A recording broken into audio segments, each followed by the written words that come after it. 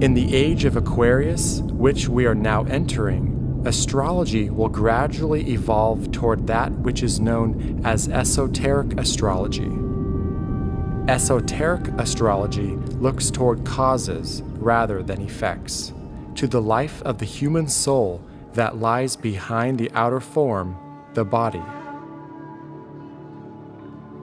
The soul is that imperishable, perpetual existence that takes repeated cyclic embodiments in male or female bodies throughout the eons of time and in varying cultures.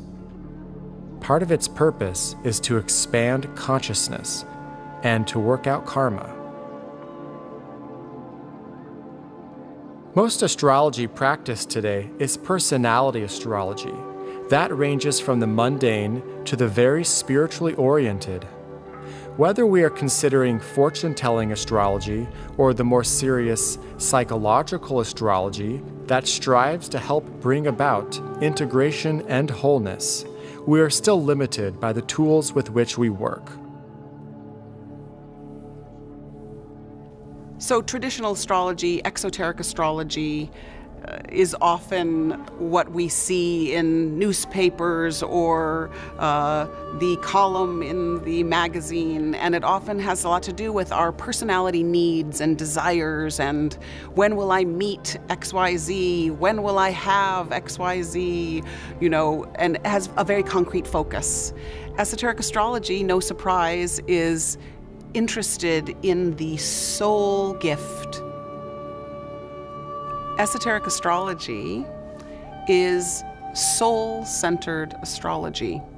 It's the astrology that is interested in something beyond the personality. It's interested in something beyond the material world. It's interested in the cause behind the effect.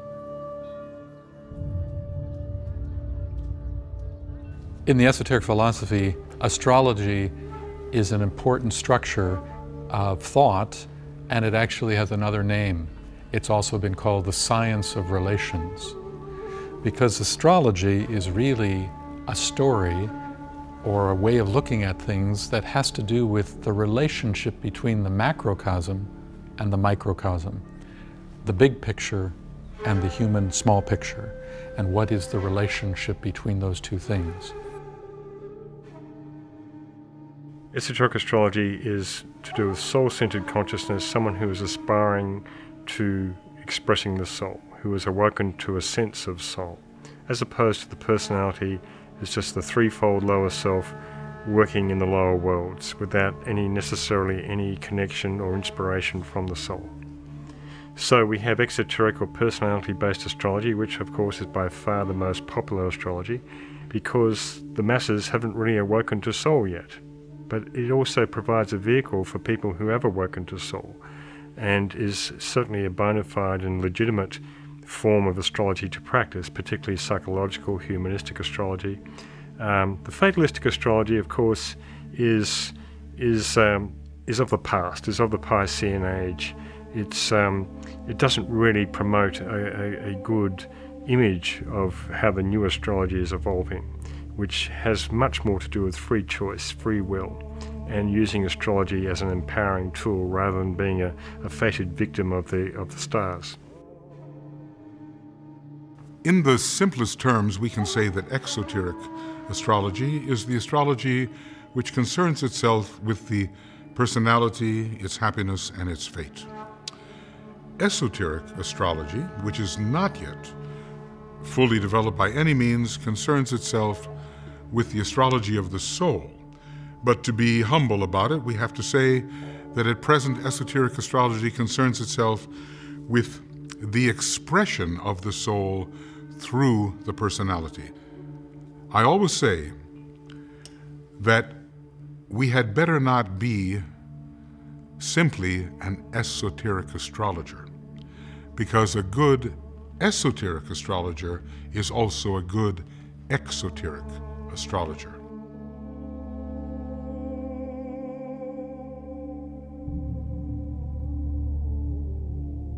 Traditional astrology often looks at a chart and tries to understand more of the mundane aspects of life. Esoteric astrology looks at a chart and sees much more of the subtle, deeper, soulful potentiality. It's trying to understand or share or reveal how the soul wants to pattern the nature of consciousness in the life, and it also reveals how the lower self may get into the way of that or inhibit that process, and what can be done to resolve that issue so that forward movement can indeed occur. So when we study esoteric astrology, we study the great cycles of the evolution of consciousness, but we also study our own human growth, and we learn how we can give more fully of ourselves, how we can give our truest soul gift. The study of the moment that we're born, each of us is born, the moment a planet is born, the moment a country is born, how does it stand in relationship to the great cosmos?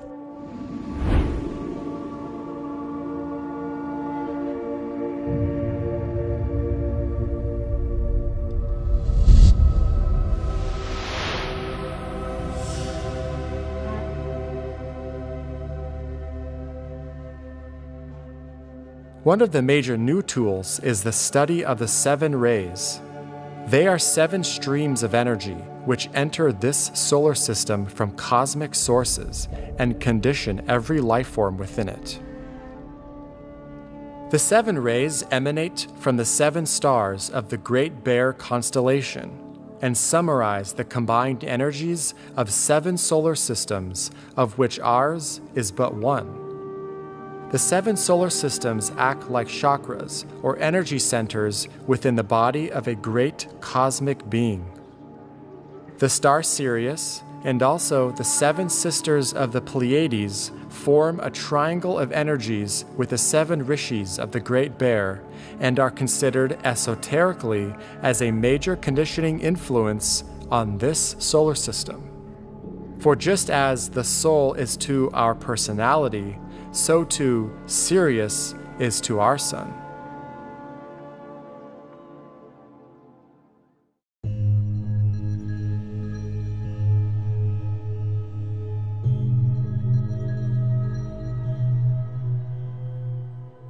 There is a whole study of rayology that many of us have never heard of. We perhaps have heard of astrology, we perhaps have heard of psychology.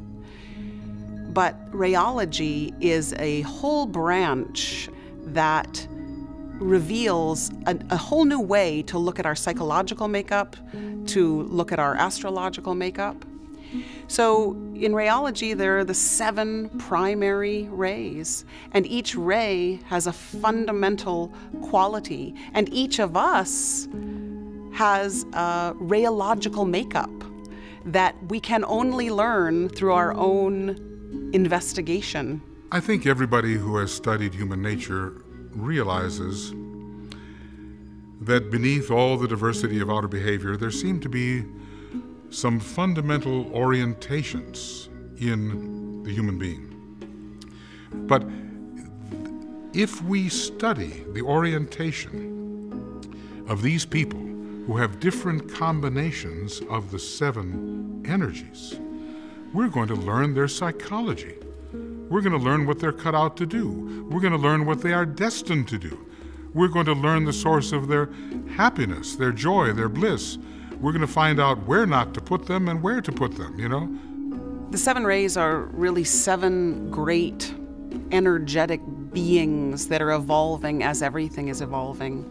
And there are 7 different qualities that imbue everything. So in the human constitution, there is a soul ray, there's a personality ray, there's a mental ray, there's an emotional ray, and there's a physical etheric ray. And as we begin to understand our rayological makeup, we learn a tremendous amount about our particular energy structure. And just as we have particular rayological makeups, so do countries. So do planets. So does humanity as a whole.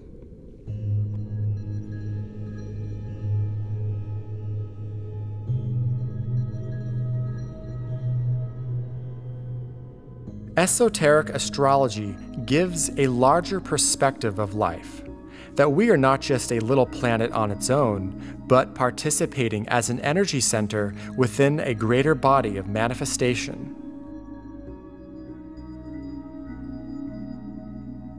The 7 rays which come into this solar system are the missing link in modern-day astrology. The planets are simply vehicles for these energies and transmit them to Earth via the zodiac, whose signs have varied and specific resonances with the 7-ray energies. The 7 rays are intimately related to esoteric astrology from a couple perspectives. First is that the 7 rays find their access into our earthly experience through the zodiacal signs and planets. Each of the 7 rays finds an entrance point through 3 different signs of the zodiac. In addition, the 7 rays are evident in planets, because planets are, of course, living entities, and they too have a soul nature, and they too have a personality nature, and different planets are animations or living beings along different ray lines. So esoteric astrology takes all of that into consideration when trying to interpret a person's chart. The simple explanation for the astrological signs is that they are templates for human evolution of consciousness. They are, in fact, more esoterically viewed, groupings of celestial beings that impart their consciousness to humanity. So as the sun goes through a particular sign during an age of Pisces or an age of Aquarius, 2,160 years, we are getting the information or the frequencies being transmitted from these particular groupings of beings known as astrological signs, known as zodiacal signs. That's the more esoteric interpretation. But we can see these signs also just simply as lenses that have different frequencies, different energies associated with them, associated with fire, with air, with water, with earth. And of course we have all our individual birth charts that are a mixture of these signs with various planets in these signs, in various configurations with one another, that the soul can use in any particular incarnation to further its expression of consciousness, but also the working off of karma.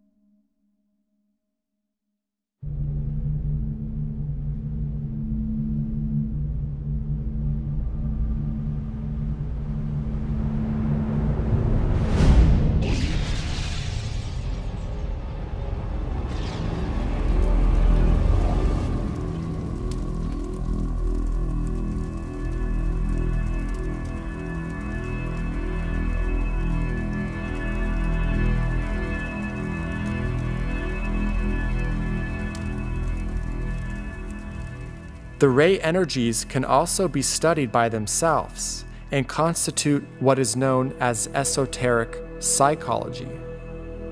Yet before discussing some techniques of esoteric astrology, let us first take a look at some tabulations on the 7 rays. The key is to recognize these patterns as they manifest through you. Ray 1, will and power. Ray 2, love, wisdom. Ray 3, active intelligence and adaptability. Ray 4, harmony, beauty, and art. Ray 5, concrete knowledge or science. Ray 6, abstract idealism or devotion. Ray 7, ceremonial order or ritual.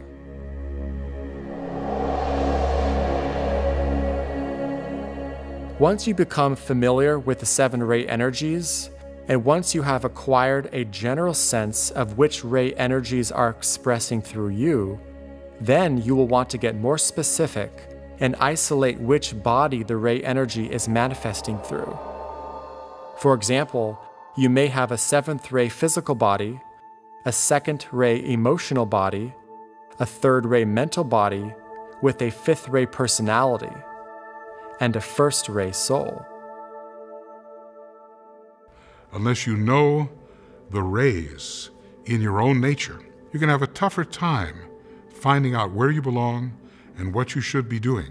So the whole new psychology is going to depend upon knowing these 7 fundamental energies and how they affect your physical body, your etheric body, your astral body, motions, your mental body, your soul, and the higher parts of your system, even your spirit. You've got to have a formula. And the different energies will be part of this formula, and it will always be based on the number 7. Plus, if you want to add to it, and you should, you're going to want to know what your astrology is doing and how your astrology is interacting with those 7 energies. Then you will have a pretty good picture of yourself, and you'll know how to operate in time and space so as to make more rapid evolution and help other people make more rapid evolution too. Know thyself, know the 7 energies.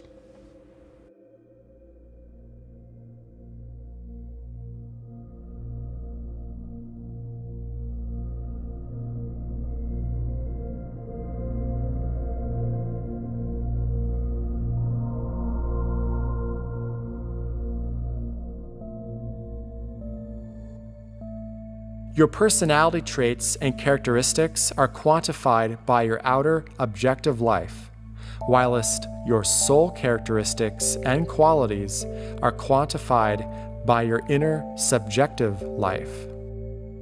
Hence, the ray governing your personality will be much more easy to isolate, though with deep contemplative meditation, your soul ray can also be discovered. The personality ray presents itself in a much more obvious manner. That's what we see first when we meet a person. We see the personality ray. It is in our every gesture. It is in how we speak. It is in how we interact. The soul ray is a subtler, requires a subtler listening, requires a subtler seeing.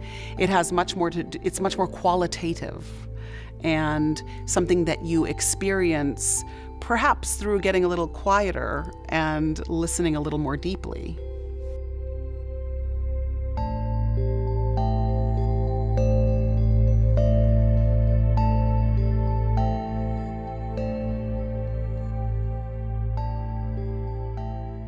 Planets rule rays similarly to astrological rulerships, hence the interface between rays, planets, and zodiacal signs. However, do not make the mistake of trying to ascertain the rays directly from the horoscope. Determining the rays, then interpreting the horoscope in light of the rays is ideally the correct procedure.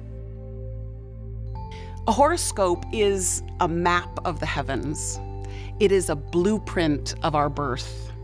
It's actually a 2-dimensional picture of the heavens when we're born. So you can see here that there are 12 different sections in this circle, and each of those sections is a piece of the heavens. But in our astrological chart, each of those sections is actually an area of our life. So what we begin to see is these archetypal energies, the planets, housed in different areas of the heavens, different areas of our life, and what impact they're having there. The beauty of an astrological chart is that it's a map for us to follow and to navigate so that we can give our greatest gift, which is connected to the rising sign, the ascendant of the horoscope. Everything is in service to that point. Well, that's what the horoscope actually is, a snapshot in time of the moment at which we are born, with all the interrelationships of the energies about which we know. There are so many energies we don't know about. We have certain planets, we have certain asteroids, we have certain moons and planetoids. We know a little bit, but there's so much that is hidden. Anyway, at a particular moment, these These different astronomical factors are configured in a certain manner in relation to each other. And the geometry of the moment tells us the energy and force relationships of the moment. And into that sea of energy and forces, the individual soul is precipitated. And at the moment of birth, and some have said at the moment of the first breath, the ambient energies and forces are impressed upon the substance of the individual and hold that configuration within the expression of that individual over the lifetime. That's a very complicated issue. You know, how it is that the moving horoscope actually works and how energies are and forces are in a way embedded in the substance and consciousness of the individual. But that's what we have learned. The moment of birth, the moment of the first breath, is of extreme importance in determining what energies impress and continue to condition the individual as he or she grows. Even the conformation of the form will follow the impression of those energies. Many babies are, in a sense, indistinct, naturally, and not fully developed, and you don't exactly know what they're going to look like when they grow up, but that moment of impression will determine even the outer form. And if you don't believe it, just study people, study their birth time, and see how they look. Sometimes I say astrology is as plain as the nose on your face. If you will just study physiognomy, you'll see it proved.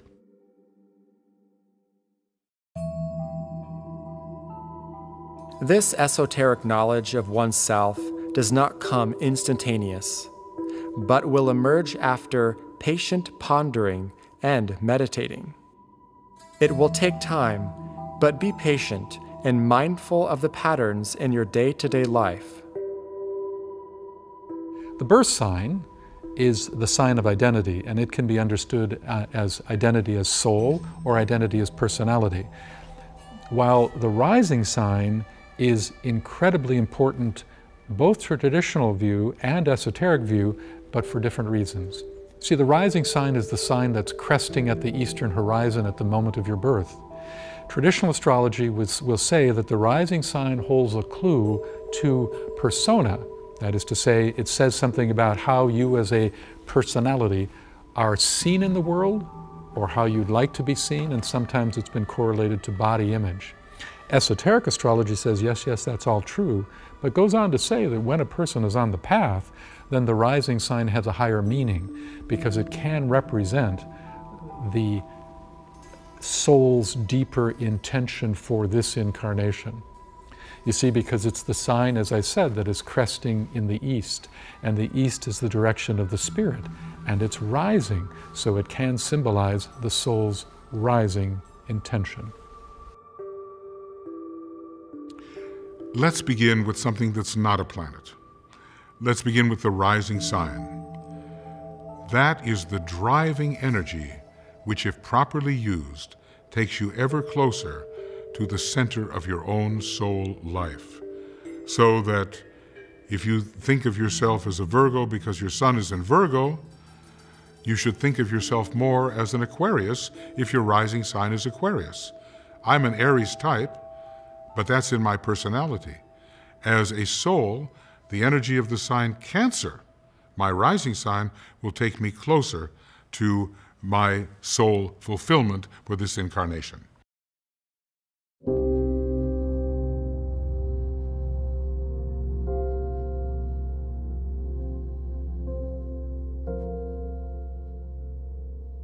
In esoteric astrology, the moon plays a pivotal or important role, as it does with all astrology systems.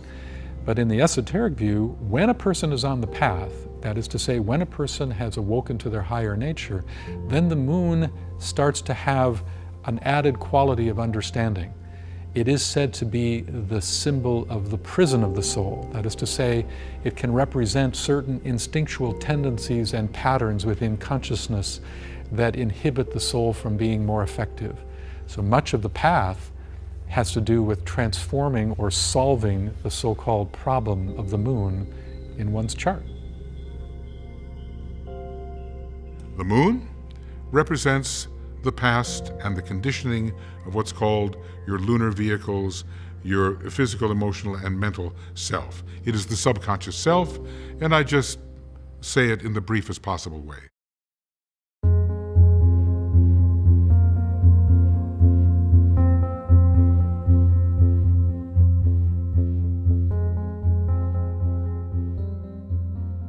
The 7 rays condition all life, whether it be a mineral, an animal, a tree, a human, an organization, a city, or nation. The rays have their own cycle periods, which connect with the greater astrological ages of 2,160 years, and on the greater turn of the spiral, which corresponds with the great year of 25,920 years. We have just finished a major cycle of ray 6 in the Piscean age, and are entering a 7th ray cycle which overlaps the Aquarian age. These rays and ages have their sympathetic resonances, of course, ensuring maximum effect upon humanity.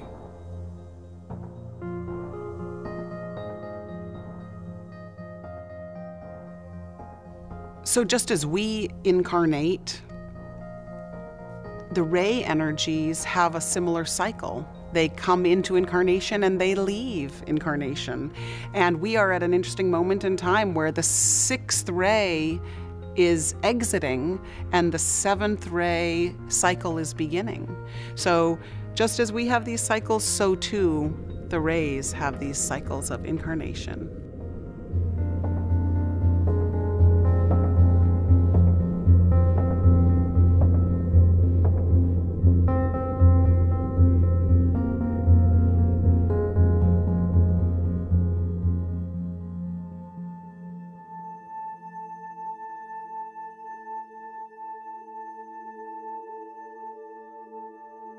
The transition from the age of Pisces to the age of Aquarius began in the 1700s, particularly around the time that Uranus was discovered in 1781 between the American and French revolutions. Of course, Uranus is regarded as the planet of revolution. So we can look at the 500-year cusp of this 2,000-odd year cycle as starting around about that time or a little bit before that time. And, of course, this will bring us up to about 2200 AD. And that will see us pretty much in the age of Aquarius by then. But energetically, now, people who are responding to the frequencies of the vibrations of Aquarius are Aquarian in nature and are responding to the Aquarian energies. Whereas those who are still responding to the frequencies of Pisces are stuck in that old paradigm. It's clear that we're in that transitional period. But because it's a transitional period between one strongly influential ray pattern and a sign pattern and a new ray and sign pattern, that's going to have an effect on the collective consciousness of humanity. And it leads to heightened polarization between types of people, between nations, between everything that is attitudinally playing out in the world today is a manifestation of increased polarization, whether we're talking about polarization with political views, social views. There's a growing tension between a group of people in the world who are sensing a new and promising paradigm of consciousness and are trying to more and more live it, as compared to a huge number of people that are still deeply identified with the old paradigm. And it leads, therefore, to a more conservative perspective on things. And this is a natural byproduct that arises because underlying that polarization in humanity is you might say, a conflicted energy between two great astrological forces. It is said in the esoteric philosophy that we will not be fully out of the Piscean era, or should I say fully beyond the overlap period, until the year 2117.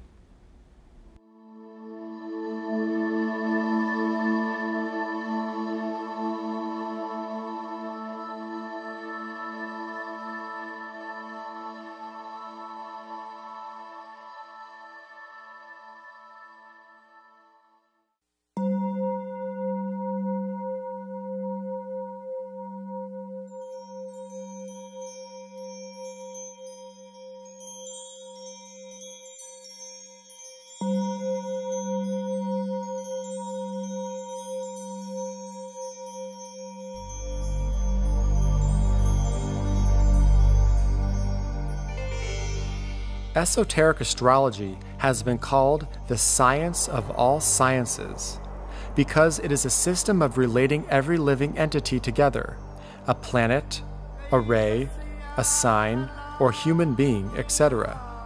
It describes the qualities and energies of these living beings, thereby allowing comprehension, and also understanding how these beings interact with one another. Therefore, it is truly the science of relationship, human, planetary, zodiacal, and stellar.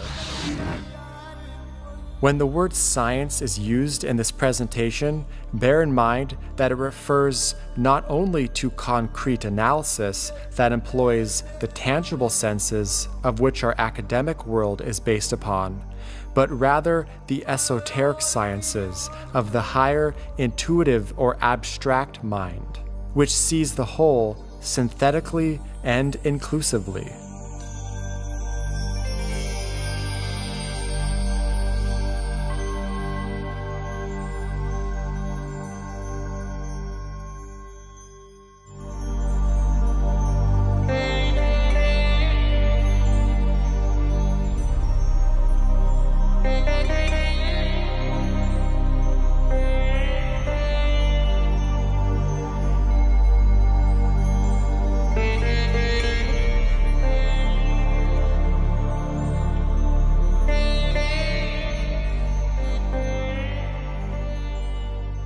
The disciplines of esoteric astrology and the ageless wisdom incorporate the concrete tangible senses, but also draw upon that intangible sixth sense, or intuition.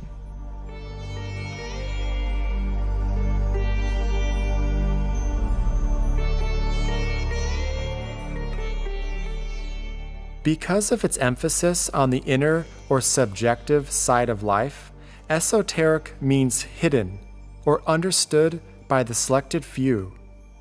This is not to be misunderstood as any kind of elitism. What was esoteric becomes mainstream eventually. Yet there will always be a core that remains esoteric, waiting to be unveiled by the spiritual generations of humanity.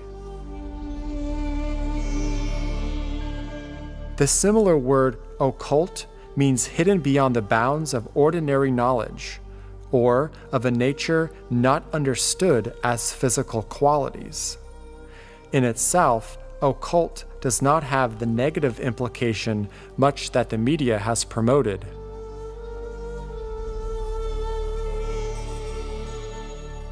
Those who have done the necessary work and have undergone various disciplines, such as meditation, and have developed these subtle senses, are ready to receive esoteric knowledge. The unprepared would have no foundation within which to ground it, though many people are becoming more and more capable of developing these faculties as human consciousness evolves more and more throughout time.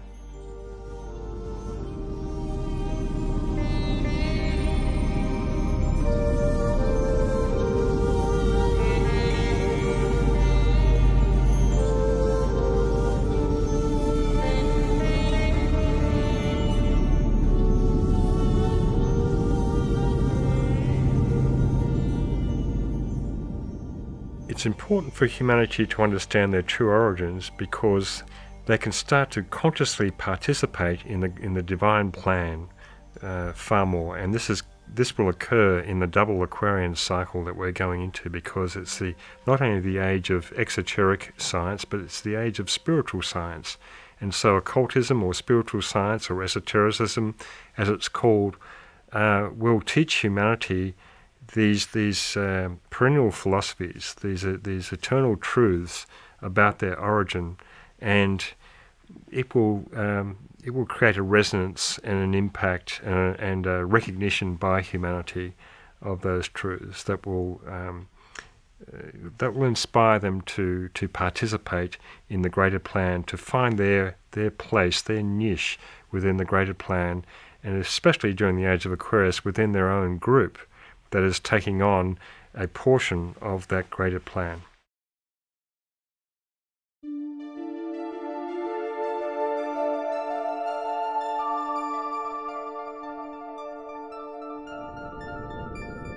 Astrology is based upon illusion, in the sense that the zodiac is built around the ecliptic plane, the apparent path of the sun around the Earth. Of course, we know that the path of the Earth, or orbit, is around the sun, so we work with this paradox, in the knowledge that eventually humanity will transcend this illusion. This is the source of one of our greatest mysteries. Of course, we know from exoteric or mainstream science that the sun and moon both have physical, emotional, and mental effects. These are well documented in our earthly tides, full moon cycles, in sunspot activity, and the growth that occurs in nature, validated by many scientific experiments and discoveries. The problem of recognizing energy currents really comes down to understanding that they are electromagnetic energies of the planets, which manifest in varying degrees, from the most dense to the very subtle. Modern science cannot yet measure energies of a very rarefied or etheric nature, and therefore have not yet recognized them. The planets transmit the ray energies through the zodiac, and the zodiacal sign is another electromagnetic pattern. Hence, there is a combination of three groups of electromagnetic patterns: rays, planets, and zodiacal signs.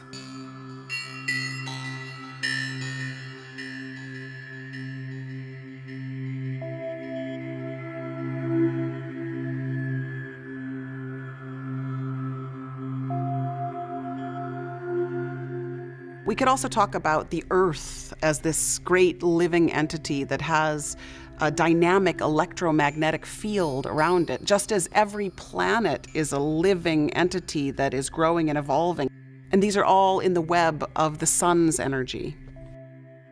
And this is really the point of origin for all these astrological energies. And so any planet has this field that extends to Earth and extends to each of us. So we all are experiencing each of the planets as a great sphere of energy at any given time. So when we're born, what is our relationship to each of these great living entities that are overlapping and that are surrounding us with their spheres of particular qualities and energies? We have to find out what the ether is. It has been dismissed from science with the Michelson-Morley experiment regarding the speed of light, but now it has to return, and the method by which the energy centers that we call planets are conveying their particular energy to our planet and to other planets has to be understood as etheric conduction.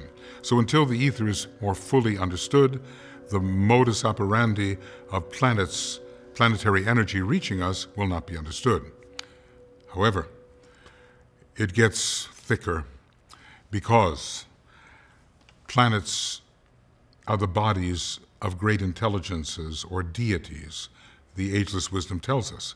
And so, where are the planets? Are they just rocks revolving around the sun? Or are they celestial deities who are in fact present, whose consciousness is present? We're in a room here. There are several of us. We are all present to each other. Our consciousness is affecting each other, our words, our thoughts, and we are immediately here even though there are so many feet between us. It's the same way with the solar system. The planets are all in each other's presence. They are omnipresent in their consciousness, and according to their movements around the sun and their geometrical configurations, so the intensity of their consciousness changes and alters with respect to any particular target, such as the Earth. Right now, let's say Jupiter may be very intense with respect to our particular planet and less intense or more intense with respect to another. Planets are the outer form of great celestial intelligences who are omnipresent to each other within the solar system. But until we accept some of the metaphysical principles of the secret doctrine, we will not be open to the real explanation.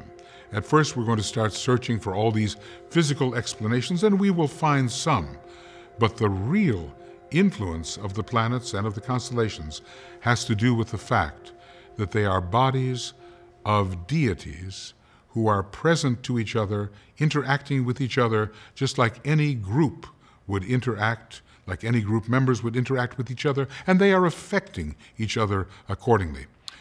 This will not be a satisfactory explanation for scientists at their present level of interest and development. But once they become metaphysical in their inquiry, it will make more sense. And once the ethers are discovered and the modes of conduction of subtle energies, then at least some physical handle on the process will be realized. In science, we would talk about planets having an electromagnetic field. In esotericism, we would say that yes, and that that field has a livingness to it, and that that field is intimately connected with the etheric body, the etheric nature of that planet. Just like you and I have an electrical magnetic field, but it's intimately related to or connected with the thing that we call the etheric body and the chakra system.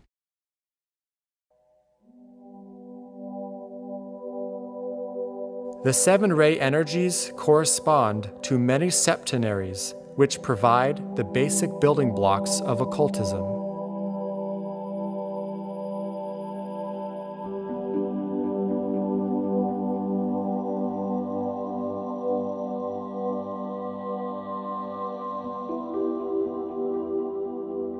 The seven-ray energies can also be perceived and experienced through color and sound. The seven colors and sounds of the rays provide a more intuitive approach to understanding.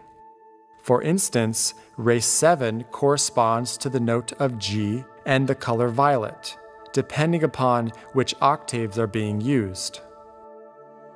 It's not that sevenfoldness is the only way to make sense out of the structure of our cosmos, but it's a very important one.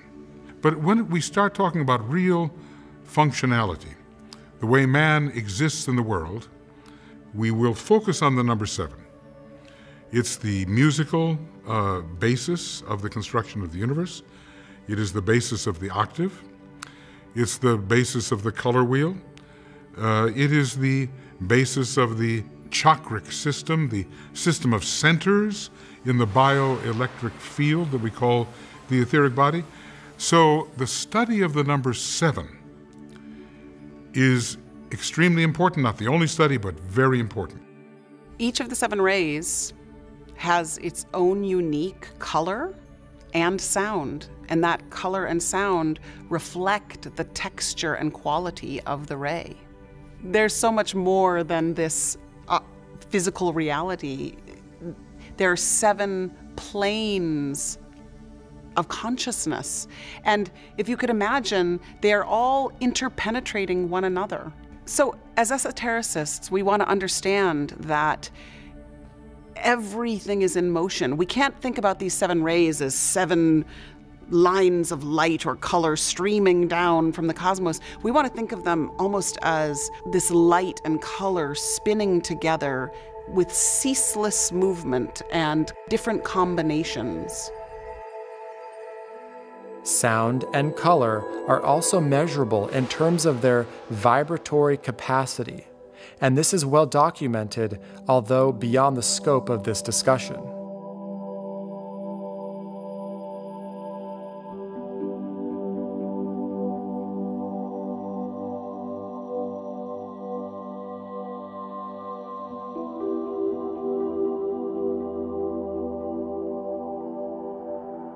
We live in a dualistic world, and the unresolved opposites within us is a prime reason why we reincarnate.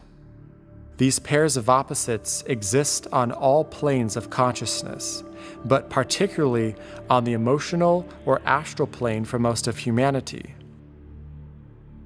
Great conflict is generated between the light of the soul and the unredeemed aspects of our lower nature, both in regards to the individual human unit and humanity as a whole.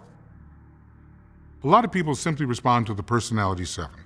They never really become more than personalities. They are a soul, of course, but they haven't reached the point where they can bring through their soul energy expressing through the personality. So a lot of people, well, some people are not even integrated personalities.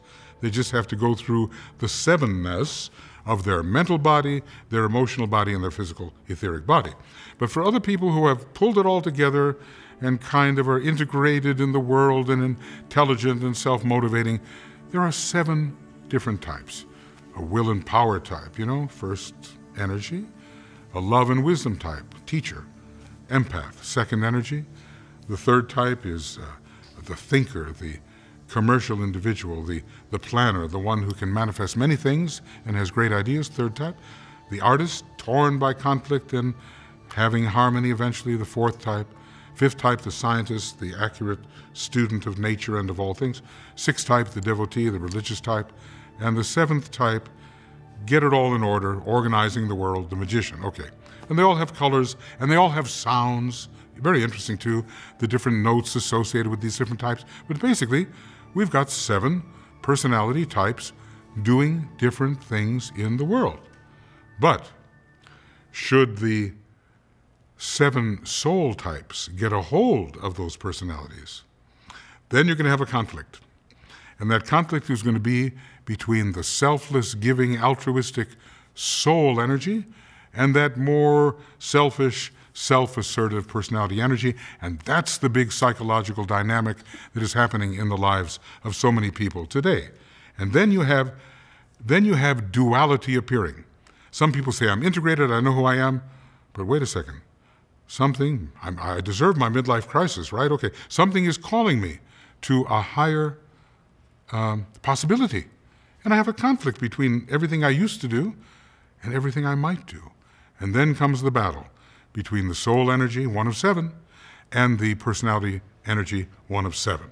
And these are the dynamics of the new esoteric psychology, all based upon the septonate. Astrology is a fantastic tool for understanding not only that relationship, but how that relationship is trying to unfold consciousness to its next level of development. And it can also reveal those aspects in our lower consciousness that are going to be the challenge points that have to be overcome and transformed in order for that higher part of us, the soul, to move forward in its expansive awareness.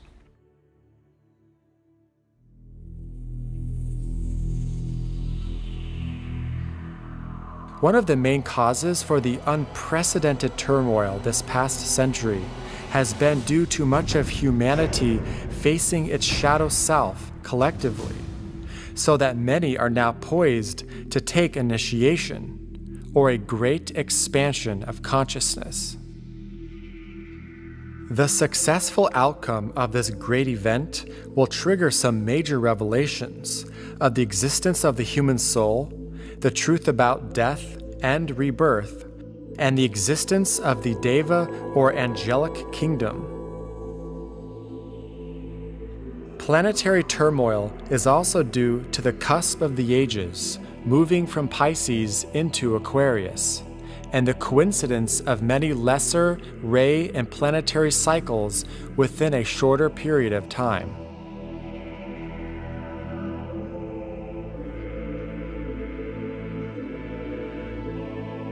The ageless wisdom tells us that there are many advanced souls coming into incarnation at this time, corresponding with the incoming 7th ray cycle of the Aquarian age. The bodies of many of these advanced souls are vibrating at a higher level than average humanity today, and they will not respond that well to the old and outdated energies of the Piscean age.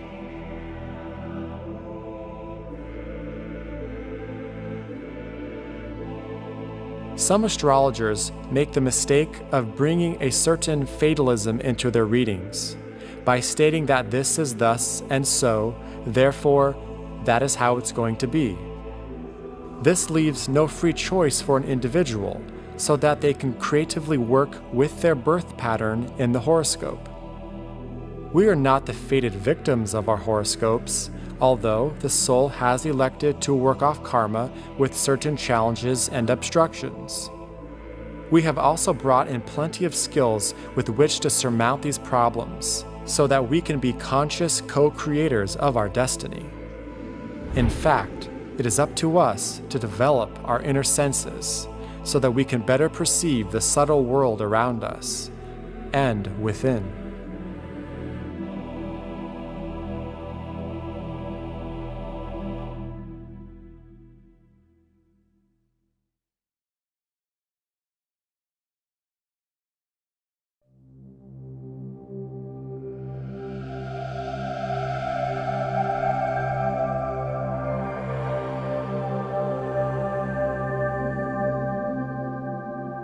Also central to esoteric astrology is the concept of sacred and non-sacred planets. Non-sacred planets, such as Mars, Pluto, the Moon, and Earth, influence the physical, emotional, and mental bodies. The other planets, which are sacred, help to integrate the personality and make it an instrument of the soul.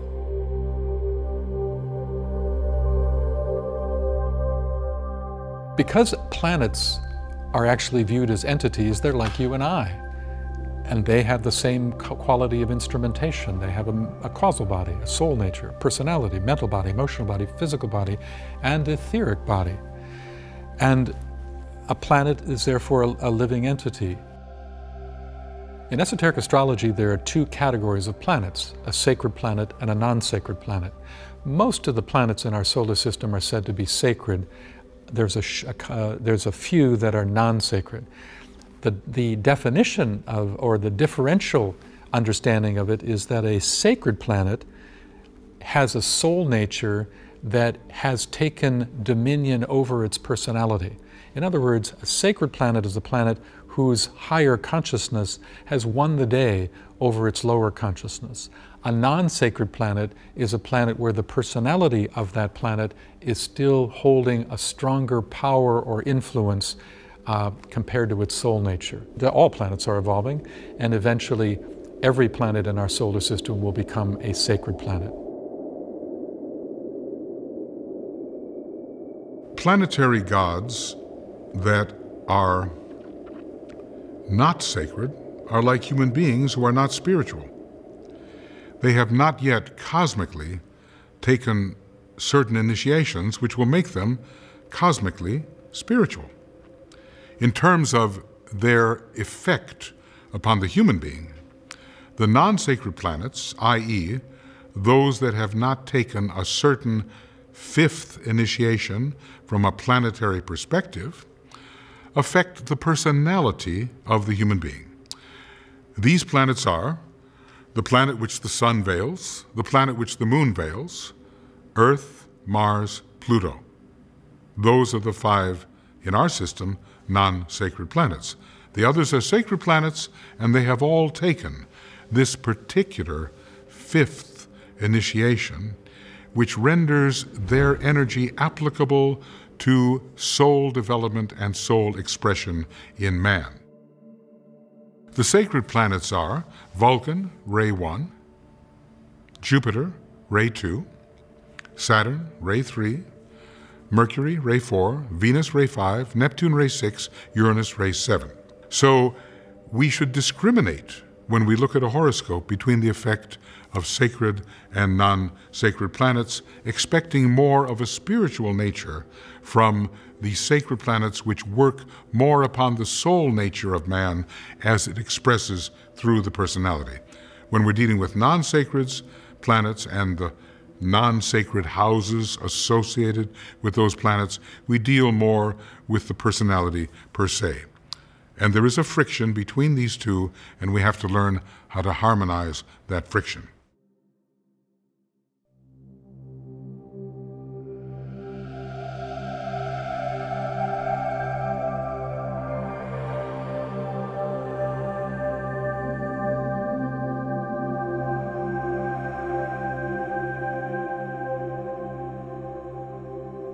Therefore, understanding the sacred and non-sacred planets allows the astrologer to give more specific guidance.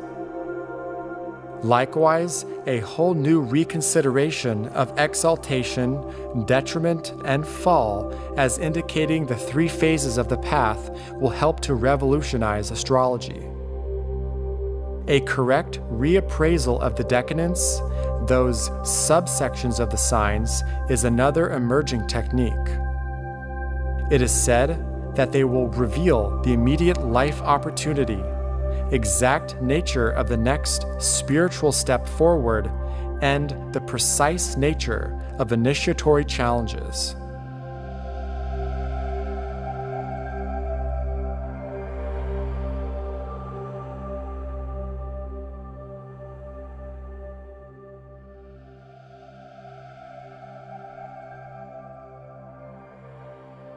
A major theme to consider as an integral part of esoteric astrology is the science of initiation. From life to life, we initiate activities through awareness generated by unfolding realizations in consciousness. Although we do take a ritual initiation in our subjective state, or inner body, it is really only an acknowledgement of the work we have already done. Our sense of responsibility has earned us the right to use energies that we may not have been able to contact before. These initiations relate to the coordination and control of our various bodies, physical, emotional, and mental. For example, one of the most difficult initiations to take is that of the emotional body, which one experiences in the sign Scorpio. At this initiation, Mars and Pluto put us through the crucible experience, whilst the energies of Venus, Neptune, and Jupiter are very strong in expressing the love-wisdom principle. And so the emotions and desires of the solar plexus chakra are successfully repolarized to the lotus of the heart, where they are expressed as selfless love. In parallel, much of humanity is poised to take the first initiation, the birth of soul awareness firmly anchored in the cave of the heart. We can see humanity as many units or atoms of consciousness within the body of our planetary logos. Our awareness of this great being, incarnate as Earth, and all the myriad life streams within it, expands as we evolve and grow.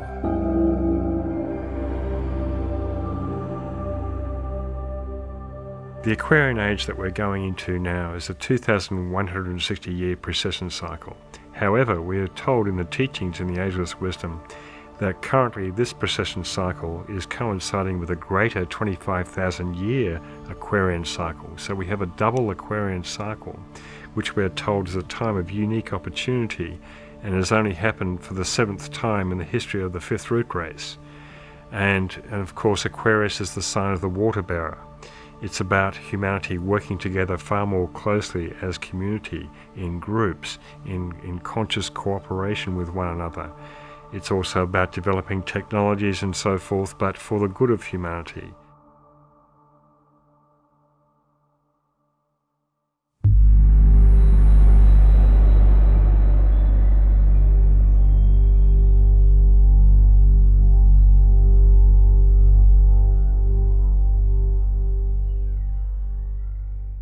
The study of esoteric astrology is such a beautiful way into understanding our innate gifts and understanding ourselves, so we know who we are at the most intimate and true levels, so that we in fact know what to give.